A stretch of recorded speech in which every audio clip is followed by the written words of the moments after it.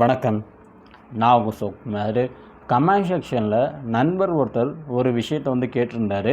இந்த மாதிரி பல வீடியோக்கள் போடுறீங்க, இலங்கையில் நம்ம தமிழ் மக்களுக்கு நடந்த அந்த கொடுமையை, நம்ம அண்ணன் தங்கச்சிக்கு நடந்த அந்த கொடுமையை பற்றி ஒரு வீடியோ போடுங்க ப்ரோ அப்படின்னு சொல்லிட்டு ஒரு நண்பர் கேட்டிருந்தார். ஸோ அவர் கேட்டதுனால நம்ம இன்றைக்கி ஈழத்தமிழர் படுகொலையை பற்றி தான் முழுக்கவே இந்த வீடியோவில் பார்க்க போகிறோம். இந்த வீடியோக்குள்ளே போகிறதுக்கு முன்னாடி மறக்காமல் சேனலை சப்ஸ்கிரைப் பண்ணுங்கள், கூட பெல் ஐக்கானே ப்ரெஸ் பண்ணுங்கள். வாங்க வீடியோக்குள்ளே போகலாம். 1983 ஜூலை 23 தொடங்குது இந்த படுகொலை. பார்த்திங்கன்னா அந்த காலகட்டத்தில் ஸ்டார்ட் ஆகுது. அதிலிருந்து கிட்டத்தட்ட 2009 மே 18 கிட்டத்தட்ட ஒரு 25 வருஷமாக பார்த்திங்கன்னா இந்த போர் நடக்குது. இதில் கிட்டத்தட்ட 1 லட்சத்துக்கும் அதிகமான மக்கள் அநியாயமாக கொல்லப்படுறாங்க. பல பேர் வீடுகளை விட்டு அகதிகளாக பல நாடுகளுக்கு போகக்கூடிய அந்த இக்கட்டான சூழ்நிலைகள்லாம் பார்த்திங்கன்னா அந்த காலகட்டத்திலாம் நடந்தது. அதே மாதிரி பல பெண்கள் கற்பழிக்கப்பட்டாங்க. பல குழந்தைகள் அந்த குழந்தை கண்ணு கூட முழிக்காது, கருவுழுக்கும் போதே பார்த்திங்கன்னா சிசுவே பார்த்திங்கன்னா அவங்க கொலை பண்ணாங்க. ஸோ அந்த மாதிரியான கேவலமான விஷயங்களை அந்த சிங்களர்கள் பார்த்திங்கன்னா நம்ம மீது காட்டினாங்க. அந்த வெறி கொடூர தாக்கு செயல்களை பார்த்திங்கன்னா நம்ம மேலே காட்டினாங்க. ஸோ ஏன் இந்த மாதிரி பண்ணாங்க, என்ன பிரச்சனை, எதற்காக நம்முடைய தமிழ் மக்கள் அங்கே இருக்க முடியல, எதற்காக அவர்கள் இத்தகைய வன்மத்தை கக்கினாங்க அப்படின்ற இந்த விஷயத்தை பார்த்தலாமா. ஒரு காலகட்டத்தில், அதாவது நம்மளுக்கு பார்த்திங்கன்னா 1947 சுதந்திரம் கிடைக்குது. நம்மளை பிரிட்டிஷ்காரன் ஆண்டுனு தான். அவன் போன பிறகு பார்த்திங்கன்னா நம்ம எல்லோரும் பார்த்திங்கன்னா ஓரளவுக்கு அமைதியாகிட்டோம். ஆனால் அங்கே 1948 தான் அவங்களுக்கு சுதந்திரம் கிடைக்குது. 1948 தான் பிரிட்டிஷ்காரன் வெளியில் போகிறான். அங்கே என்ன அப்படின்னா, பிரிட்டிஷ்காரன் இறந்த வரைக்குமே இங்கே எந்த பிரச்சனையுமே கிடையாது. இந்த மாதிரியான கலவரங்கள் சொல்லிட்டு எதுவுமே கிடையாது. பிரிட்டிஷ்காரன் இருக்கிற வரைக்கும் என்ன பண்ணா அப்படின்னா, ஆங்கிலேயம் அப்படின்றதே ஆட்சி மொழி, அதாவது இங்கிலீஷ் தான் ஆட்சி மொழியாக வச்சு அவன் அரசு நடத்திட்டு இருந்தான். யார் நல்லா இங்கிலீஷ் பேசுகிறாங்களோ, சரளமாக பேசுகிறாங்களோ அவர்களுக்கு பார்த்திங்கன்னா அரசு வேலையில் முன்னுரிமை கொடுத்துருந்தான் நம்ம பிரிட்டிஷ்காரன். இப்படி இருக்கும்போது என்னாச்சு அப்படின்னா, அந்த பிரிட்டிஷ்காரன் வெளியில் போன பிறகு இங்கே சிங்கள மக்கள் தாங்கள் ஆட்சி பொறுப்பு கொண்டு வராங்க. ஆட்சி பொறுப்பு வந்த உடனே இங்கே ஆட்சி மொழி சிங்களம் அப்படின்ற இந்த ஒரு விஷயத்தை கொண்டு வராங்க. இதை தான் பார்த்திங்கன்னா ஃபஸ்ட்டு வந்த மிகப்பெரிய பிரச்சனை. சிங்களம் ஆட்சி மொழியாக கொண்டு வந்த உடனே அங்கே ஆல்ரெடி பார்த்திங்கன்னா அரசு வேலையில் நம்முடைய தமிழ் மக்கள் நிறைய பேர் இருக்காங்க. அங்கே சிங்களம் நம்முடைய தமிழ் மக்களுக்கு தெரியாதனால அந்த வேலையை விட்டு போகக்கூடிய அந்த ஒரு இக்கட்டான சூழ்நிலைகள் வருது. ஒவ்வொரு நாளும் இந்த சிங்கள அரசு நம்முடைய தமிழ் மக்களை கொல்லணும். ஸோ அதுதான் அவங்களுடைய முதன்மையான எய்மாக இருந்தது. அதனால் அதற்கு ஏற்ற சட்டங்கள் என்னவோ அந்த மாதிரி பார்த்தீங்கன்னா நிறைய சட்டங்களை மக்கள் கேட்காமலேயே தலை மீது சுமத்துனாங்க. அப்படி சொல்லணும் அப்படின்னா நிறைய விஷயம் சொல்லிட்டு போவேன். ஃபஸ்ட்டு நான் ஒவ்வொன்றா சொல்கிறேன், அதுக்கப்புறம் டீட்டெயிலாக ஒவ்வொன்றையும் எக்ஸ்பிளைன் பண்ணுறேன். ஃபஸ்ட்டு தனி சிங்கள சட்டம் அப்படின்ற ஒரு விஷயத்தை கொண்டு வராங்க. அடுத்து ரெண்டாவதாக பௌத்தம் அப்படின்ற இந்த ஒரு விஷயத்தை முதன்மைப்படுத்துகிறாங்க. மூன்றாவது இலங்கை குடியுரிமை சட்டம் அப்படின்ற இதை கொண்டு வராங்க. நான்காவது திட்டமிட்ட சிங்கள குடியேற்றம் அப்படின்ற இந்த ஒரு விஷயத்தை கொண்டு வராங்க. அதுக்கப்புறமா அரசே பயங்கரவாத கலவரங்களை ஈடுபடுறது. அங்கே இருக்கக்கூடிய மக்கள்கிட்ட போய் அவன் இந்த ஆள், அவன் இந்த இனக்காரன், அவனை சேர்த்தாது அப்படின்னு சொல்லிட்டு மக்களுக்குள்ளே பிரிவினைவாதங்களை ஏற்படுத்துது அரசு பிரிவினைவாதம். அடுத்து பார்த்திங்கன்னா யாழ்ப்பாண பொது நூலக எரிப்பு 1981 நடக்குது. அடுத்து சிங்களமயமாக்கம், அதுக்கடுத்தது வேலையில் இன பாகுபாடு, அதற்கு பிறகு பார்த்திங்கன்னா இந்த மாதிரி சிங்கள பேரினவாதம் அப்படின்ற இந்த மாதிரியான விஷயம் பண்ணுறாங்க. ஒவ்வொன்றையும் தனித்தனியாக சொல்கிறேன். ஃபஸ்ட்டு தனி சிங்கள சட்டம் அப்படின்னா என்ன அப்படின்னா, இந்த மாதிரி பிரிட்டிஷ்காரங்க இருக்கிற வரைக்கும் இங்கே ஆட்சி மொழியாக இங்கிலீஷ் தான் இருந்தது. ஆனால் பிரிட்டிஷ்காரங்க வெளியில் போன பிறகு இங்கே ஆட்சி மொழியாக சிங்களம் மாறுது. தனிச்சிங்கள சட்டம்ன்றது பார்த்திங்கன்னா சிங்களர்களுக்குன்னே தனி சட்டம், அதாவது சிங்களம் தெரிந்தவர்களுக்கு தான் அரசு வேலையில் முன்னுரிமை அப்படின்ற மாதிரி அவங்க சட்டத்தை கொண்டு வராங்க. இதனால் பல தமிழர்களுக்கு இனிமேலுக்கு அரசு வேலை கிடைக்குமான்னு தெரியல, இருக்கக்கூடிய தமிழர்கள் நிலைமை என்னன்னு தெரியல. ஸோ இப்படி இருக்கும்போது இந்த ஒரு சட்டம் மக்களுக்கு எதிரான சட்டமாக இருந்தது.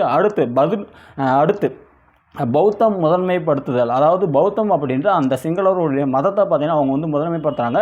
மற்ற மதங்களை பார்த்திங்கன்னா அவங்க ஏற்றுக்கொள்ளலை. அவங்களுடைய மதத்தை பார்த்திங்கன்னா வலுக்கட்டாயமாக மக்கள் மீது திணித்ததாக சொல்லப்படுது. அடுத்தது இலங்கை குடியுரிமை சட்டம் என்ன அப்படின்னா, இந்த மாதிரி சிங்களர்களுக்கு, இந்த சிங்கள மொழி பேசக்கூடிய இவர்களுக்கு மட்டுமே குடியுரிமை அப்படின்ற இந்த விஷயத்தை கொடுக்குறாங்க. எப்படி ஒரு குடியுரிமை அப்படின்னா, நம்மளுக்கு ரேஷன் கார்டு, ஆதார் கார்டு, நம்மளுக்கு என்னென்ன லைசன்ஸாக இருக்கட்டும், பாஸ்புக்காக இருக்கட்டும், ஸோ இதெல்லாம் வாங்கினா தான் நம்ம வந்து குடியுரிமை பெற்றவங்க சொல்லுவாங்க. அதாவது நம்மளுக்கு வந்து ரேஷன் கார்டு கொடுத்துட்டாவே நம்மளுக்கு வந்து குடியுரிமை கிடைச்சிச்சுன்னு அர்த்தம்.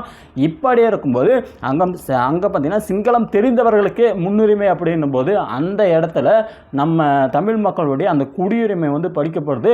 இனிமேலுக்கு யாராவது ரேஷன் கார்டு வாங்க முடியுமா அப்படின்னா வாங்கவே முடியாது. ஸோ அந்த மாதிரியான வன்மையான ஒரு சட்டத்தை பார்த்தீங்கன்னா இவங்க வந்து கொண்டு வராங்க. அடுத்து திட்டமிட்ட சிங்கள குடியேற்றம் அப்படின்ட்டு ஒரு விஷயம் செய்யாங்க. இப்போ வந்து தமிழ் மக்கள் ஒரு 10 குடும்பங்கள் இந்த இடத்துல இருக்கிறாங்க அப்படின்னா அந்த இடத்துக்கு பார்த்தீங்கன்னா சிங்களர்களை ஒரு 4-5 பேருக்கு வந்து அமௌண்ட் கொடுத்து நீ போய் அங்கே வந்து தங்கிக்க, அது வந்து உன் நிலம் தான், உன் தாத்தன் நிலம் தான், உன் பாட்ட நிலம் தான், இதை வந்து நான் அவங்களுக்கு தரேன், இது தானமாக தரேன் அப்படின்னு சொல்லிட்டு அங்கே இருக்கக்கூடிய மக்கள்கிட்டே வந்து ஏற்றி விட்டு அந்த மக்களை பார்த்தீங்கன்னா தமிழ் மக்கள் இருக்கக்கூடிய அந்த இடத்துல வந்து குடியேற வைத்தாங்க. ஸோ இந்த மாதிரியான கொடூரமான செயல்களையும் பார்த்தீங்கன்னா சிங்கள அரசு வந்து செய்கிறாங்க.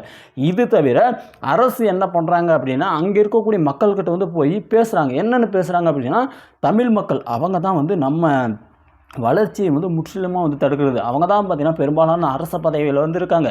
நீங்கள் அவர்களை வந்து கண்டிப்பாக வந்து துரத்தி அடிக்கணும். அவங்கள துரத்தி அடித்தா மட்டும்தான் நீங்கள் நல்ல பதவி போக முடியும், உங்கள் புள்ள குட்டிங்களாம் வந்து நல்லா பொழைக்கும் அப்படின்னு சொல்லிட்டு இந்த மாதிரி மக்கள்கிட்டயே இந்த மாதிரியான பிரிவினைவாத கருத்துக்கள் வந்து சொல்லி மக்களை வந்து தூண்டிவிட்டு அந்த மக்கள் வந்து என்ன பண்ணுறாங்க அப்படின்னா நேரடியாக நம்முடைய தமிழர்கள் இருக்கக்கூடிய வீடுகளை வந்து நாசம் செய்கிறது, எரிக்கிறது, குழந்தைகளை அடிக்கிறது, பெண்களை அடிக்கிறது, கொலை பண்ணுறது. ஸோ இந்த மாதிரியான கொடூரமான செயல்களை பார்த்து இவங்க வந்து செஞ்சுட்டு இருந்தாங்க. இதிலும் வந்து உச்சக்கட்ட ஒரு விஷயம் என்ன அப்படின்னா யாழ்ப்பாண பொது நூலக இருப்பு 1981 நடக்குது. அதாவது 1983 போர் ஸ்டார்ட் ஆகுது. அப்படி வந்து ஸ்டார்ட் ஆன பிறகு நிறைய கொலைகள் வந்து நடக்குது. கொலைகள் நடந்த பிறகு என்ன ஆகுது அப்படின்னா இந்த மாதிரி தமிழர்கள் தான் இந்த மாதிரியான கொலைகள் வந்து செய்கிறாங்க அப்படின்னு சொல்லிட்டு ஒரு இதில் காண்டில் வந்து என்ன பண்ணுறாங்கன்னா நேராக போயிட்டு நம்முடைய நூலகத்தை வந்து எரிக்கிறாங்க. கிட்டத்தட்ட 97,000 புத்தகங்கள் கொண்ட மிகப்பெரிய நூலகம் யாழ்ப்பாண நூலகம் அப்படின்றது பார்த்திங்கன்னா வந்து மிகப்பெரிய ஒரு நூலகம். அதில் நம்முடைய பல மன்னர்கள் வரலாறு அது இதுன்னு சொல்லிட்டு பார்த்திங்கன்னா எக்கச்சக்க புத்தகங்கள், நம்ம புராணங்கள், நம்முடைய பாடல்கள், எத்தனையோ விஷயங்கள் அதில் பார்த்திங்கன்னா இருந்தது. ஆனால் அத்தனையும் பார்த்திங்கன்னா ஒரே ஒரு நைட்டில் எரித்து நாசம் பண்ணாங்க. இதுவும் மிகப்பெரிய கொடுமையான ஒரு செயலாக பார்க்கப்படுகிறது. அடுத்து சிங்களமயமாக்கம், அதாவது எல்லா இடமே வந்து சிங்களர்கள் தான், தமிழர்களே வந்து இருக்கக்கூடாது அப்படின்ற அந்த ஒரு எண்ணத்தில் பார்த்தீங்கன்னா இவருடைய சட்டங்கள் வந்து இருந்தது. அதுக்கப்புறம் வேலையில் இனப்பாகுபாடு, அதாவது தமிழர்களுக்கு வந்து முன்னுரிமை கிடையாது, சிங்களம் தெரிந்தவர்களுக்கு, சிங்களர்களுக்கு, பௌத்த மதமாக இருக்கக்கூடியவர்களுக்கு மட்டுமே முதன்மை முன்னுரிமை அப்படின்ற இந்த ஒரு விஷயத்தை இவங்க வந்து பண்ணாங்க. இந்த இடத்துல இனப்பாகுபாடு அப்படின்ற இந்த ஒரு விஷயத்தை வந்து பண்ணாங்க. அடுத்து சிங்கள பேரினவாதம், ஒரு கவர்மெண்ட் ஜாப் இருக்குது அப்படின்னா அந்த இடத்துல தமிழர்களையும் ஒதுக்கிறது, முஸ்லீம்களையும் வந்து ஒதுக்கிறது.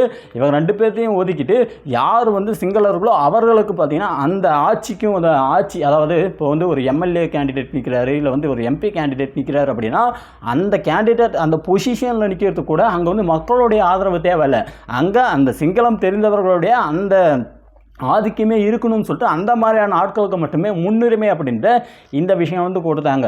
ஸோ யோசிச்சு பாருங்கள், அந்த இலங்கை அப்படின்ற அந்த நாட்டில் பாதிக்கு பாதி இருக்கக்கூடியது யார் அப்படின்னா நம்முடைய தமிழர்கள் தான். நம்முடைய தமிழர்களுக்கு மட்டுமே கிட்டத்தட்ட 9 மாவட்டங்கள் இருக்குது. சொல்லணும் அப்படின்னா யாழ்ப்பாணம், மன்னார், முல்லைத்தீவு, கிளிநொச்சி, வவுனியா, திருக்கோணமலை, மட்டக்களப்பு, அதுக்கப்புறமா புத்தளை, அம்பிகா என பல மாவட்டங்கள் இருக்குது. இவ்வளோ பெரிய ஒரு மிகப்பெரிய மக்களிடம் கொண்ட ஒரு ஏரியாவை பார்த்திங்கன்னா நம்முடைய தமிழர்கள் வந்து ஆண்டுட்டு இருந்தாங்க. ஸோ இப்படி இருக்கும்போது இவ்வளோ பேர்த்தையும் நீங்கள் வந்து இங்கே இருக்கக்கூடாது, இங்கேருந்து வந்து நீங்கள் வந்து வெளியில் போகணும் அப்படின்னு சொல்லிட்டு மக்களை வலுக்கட்டாயமாக அவர்கள் வலுக்கட்டாயம்லாம் இல்லை, அவர்கள் வந்து மக்களை வந்து கொடுமைப்படுத்தினாங்க. மக்கள் வந்து என்ன பண்ணுறதுன்னே தெரியாமல் வெளியில் வந்த அந்த இக்கட்டான சூழ்நிலையை நம்ம வந்து பார்த்தோம். ஸோ இப்படி இருக்கும்போது இவர்கள் செய்யக்கூடிய இந்த கொடுமைகளை பார்த்து நிறைய பேர் வந்து வராங்க, நம்முடைய தமிழ் ஆதரவாளர்கள் நிறைய பேர் வராங்க. அதில் முதன்மையானவர் யாரா அப்படின்னா வந்து செல்வநாயகம். ஸோ இவர் வந்து என்ன பண்ணுறாரு அப்படின்னா எப்படி நம்முடைய இந்தியாவுக்கு காந்தி இருந்தாரோ அதே போல் பார்த்தீங்கன்னா அங்கே செல்வநாயகம் அப்படின்ற இவர் பார்த்தீங்கன்னா இருந்து தமிழ் மக்களின் உரிமைகளை மீட்க போராடினார். என்ன பண்ணார் அப்படின்னா இந்த மாதிரி காந்தி வந்து எப்படி வந்து அகிம்சை வழியில் வந்து போராடினாரோ, இந்த மாதிரி கத்தி எடுக்காமல் ரத்தம் சிந்தாமல் எப்படி வந்து அகிம்சை வழியில் உண்ணாவிரதம் இந்த மாதிரியான விஷயம் வந்து பண்ணி அவர் வந்து அந்த சுதந்திரத்தை வாங்குறதுக்கு எந்த அளவுக்கு வந்து உதவியாக இருந்தாரோ அதே போல் இங்கே நம்முடைய செல்வநாயகமும் அவர்களும் பார்த்தீங்கன்னா வந்து ஒரு கட்சியை வந்து வச்சுருந்தார். அந்த கட்சியின் மூலியமாக அவர் வந்து அந்த போராட்டங்கள் இந்த மாதிரியான அகிம்சை வழியான எல்லா விஷயங்களையும் பார்த்தீங்கன்னா அவர் வந்து செஞ்சார். ஆனாலுமே அவ்வளோ விஷயங்கள் செய்துமே எந்த ஒரு விஷயத்துக்குமே அந்த இலங்கை அரசு வந்து எடுபடவில்லை, ஒத்துழைச்சு போகலை. ஸோ இப்படியே இருக்கும்போது அதுக்கப்புறமா தான் வராங்க அங்கே யார், வீரசிங்கம், நம்முடைய வீரப்புலி பார்த்தீங்கன்னா வந்து வராப்பில். அவர் நம்முடைய கேப்டன் பிரபாகரன் அவர்கள் 1986 விடுதலை புலிகள் அப்படின்ற இந்த ஒரு அமைப்பு வந்து உருவாகுது. இந்த அமைப்புடைய தலைவராக நம்முடைய கேப்டன் பிரபாகரன் அவர்கள் வந்து இருக்கார். ஆரம்பித்து சில நாட்கள்லேயே கிட்டத்தட்ட 16,000 சோல்ஜர்ஸ் பார்த்திங்கன்னா அந்த படையில் வந்து சேர்றாங்க. ஸோ இப்படி இருக்கும்போது இவர்கள் நம்முடைய தமிழ் மக்களுக்காக வந்து களமிறங்கி அங்கே வந்து ஃபைட் பண்ணுறாங்க. கிட்டத்தட்ட பல நாட்களாக வந்து ஃபைட் வந்து நடந்துட்டு இருந்ததுனால இந்த ஃபைட்டுக்கு வந்து ஒரு முடிவு வந்து வேணும் அப்படின்னு சொல்லிட்டு உலக நாடுகள் மத்தியில் வந்து ஒரு பேச்சு வந்து போகுது. இந்த பக்கம் வந்து தமிழ் மக்களே வந்து தீவிரவாத குழுவாக வந்து மாறிட்டாங்க. அவங்களே வந்து நம்மக்கிட்ட வந்து ஃபைட் பண்ணுறாங்க.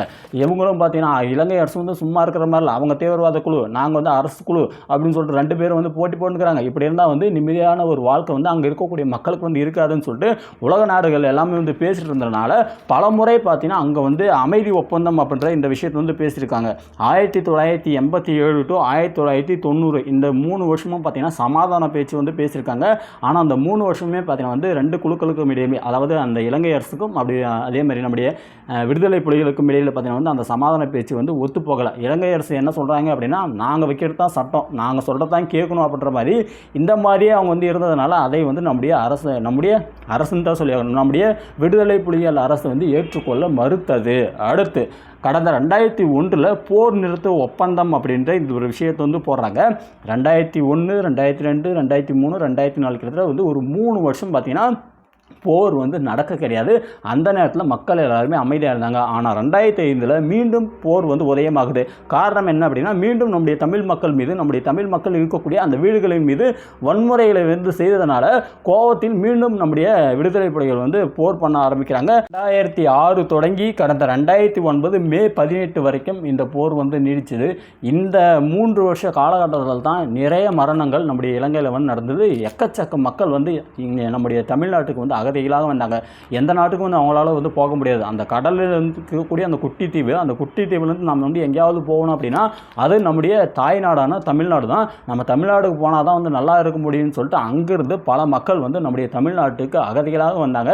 நீங்களே கூட நிறைய பேரை வந்து பார்த்துருப்பீங்க. நான் வந்து பேசிகிட்டு இருக்கேன் அப்படின்னா நீங்களே வந்து யோசிச்சு பாருங்கள். உங்கள் ஊரில் ஏதாவது ஒரு குடும்பம், உங்கள் ஊரில் ஏதாவது ஒரு குடும்பம், இல்லை வந்து உங்கள் சுற்றுவட்டார பகுதிகளில் ஏதாவது ஒரு 10 குடும்பங்கள் கண்டிப்பாக இலங்கையிலிருந்து வந்த அந்த குடும்பமாக தான் இருப்பாங்க. அங்கேருந்து அவங்களுடைய வாழ்வு உரிமை வந்து பறிக்கப்பட்டு, அவங்களுடைய குடியுரிமை வந்து பறிக்கப்பட்டு, நம்மளுக்கு எங்கேயாவது வந்து ஒரு அடைக்கலம் வந்து கிடைக்காதா, எங்கேயாவது நிம்மதியாக சோறு தின்ட்டு நம்ம வந்து நிம்மதியாக வந்து வாழ மாட்டோமான்னு சொல்லிட்டு எத்தனையோ பேரை வந்து நான் பார்க்குறேன். ஊருக்கு ஓரமாக இருக்கக்கூடிய ஏதாவது ஒரு கிரவுண்டை பிடிச்சிட்டு அங்கே பார்த்தீங்கன்னா டென்ட்டு மாதிரி போட்டு அந்த இடத்துல அந்த மக்கள் பேசக்கூடிய நம்முடைய இலங்கை தமிழை பார்க்கும்போதே நம்மளுக்கு வந்து கஷ்டமாக இருக்கும். நம்ம தமிழ் மக்களுக்கு இந்த மாதிரியான சம்பவங்கள்லாம் சரி, இலங்கை அரசு எப்படி தான் வந்து இந்த அளவுக்கு வந்து கோச்சமே இல்லாமல் வந்து பொழப்பு நடத்துகிறானுன்னே தெரியல அப்படின்ட்டு அந்த ஒரு எண்ணம் நமக்குள்ள வருது. எத்தனையோ பேர் நம்முடைய இலங்கை தமிழர்கள் நம்முடைய தமிழ்நாட்டில் வந்து அகதிகளாக இன்று வரை வந்து கொண்டு இருக்கிறார்கள். இன்று வரை வீடுகள் இல்லாமல் அங்கங்கே சாலை ஓரங்களில் வந்து இருக்காங்க. ஸோ இந்த மாதிரியான அவல நிலைகளை நான் வந்து கண்கூட பார்க்குறேன். இப்படி இருக்கும்போது நம்மளுக்காக போராடின இந்த தமிழீழ விடுதலை புலிகள் அப்படின்ற ஒரு அமைப்பு வந்து தீவிரவாத குழுன்னு சொல்லிட்டு அறிவிக்குது. யார் அப்படின்னா நம்முடைய இந்தியாவும் பார்த்திங்கன்னா இந்த ஒரு விஷயத்தை வந்து சொன்னாங்க. அதே மாதிரி இந்தியா, அமெரிக்கா, கனடா, ஐரோப்பிய நாடுகள் கிட்டத்தட்ட 32 நாடுகள் இந்த விடுதலை புலிகள் அப்படின்ற அமைப்பு வந்து தீவிரவாத குழுன்னு சொல்லிட்டு வந்து அறிவிக்கிறாங்க. இந்த ஒரு தடை இன்று வரை நம்முடைய இந்தியாவில் வந்து நீடிக்குது. விடுதலை புலிகள் அமைப்பிலிருந்து யாரும் வந்து இந்தியாவுக்குள்ளே வந்து வரக்கூடாது அப்படின்ற இந்த ஒரு தடை வந்து இன்று வரை நீடிக்கிறதுன்னு சொல்லப்படுது. யோசிச்சு பாருங்கள், நம்ம தமிழ் மக்கள் நல்லா இருக்கணும்னு சொல்லிட்டு நம்மளுக்காக போராடின ஒரு குழு, ஒரு அமைப்பு, அந்த அமைப்பில் இருக்கக்கூடிய அந்த தலைவர் கேப்டன் பிரபாகரன் அவரே பார்த்திங்கன்னா கொடுமையாக வந்து கொலை செய்யப்பட்டார். இப்போ கூட ரீசெண்ட் டேஸில் ஒரு 1 மந்த்துக்கு முன்னாடி பார்த்திங்கன்னா ஒரு வீடியோ வந்து வந்துச்சு. இந்த மாதிரி இவர் வந்து இன்னும் உயிரோடு தான் இருக்கார், கேப்டன் பிரபாகரன் அவர்கள் வந்து உயிரோடு தான் இருக்கார் அப்படின்ற மாதிரிலாம் வந்து ஒரு சிலர் வந்து சொன்னாங்க. என்னென்னவோ பேசலாம், ஆனால் வந்து இறந்துட்டார். அவர் வந்து இறந்தது நம்ம எல்லாருக்குமே தெரிஞ்ச விஷயம் தான். ஆனால் இதை வைத்து இங்கே வந்து அரசியல் செய்வதற்கான வழிகள் என்னவோ அதை வந்து சிறப்பாக அரசியலில் இருக்கக்கூடிய அந்த ஆட்சியாளர்கள் வந்து செய்துட்ருக்காங்க. கண்டிப்பாக நம்முடைய தமிழ் மக்கள் வந்து பாதுகாக்கப்பட வேண்டும், நம்முடைய தமிழ் பாதுகாக்கப்பட வேண்டும். அதற்காக நம்ம வந்து நம்மளால் முடிஞ்ச உதவிகள் என்னவோ அதை வந்து செய்யணும். நம்முடைய இலங்கை தமிழர்களுக்காக நாம் என்றும் நிற்போம். தேங்க்யூ.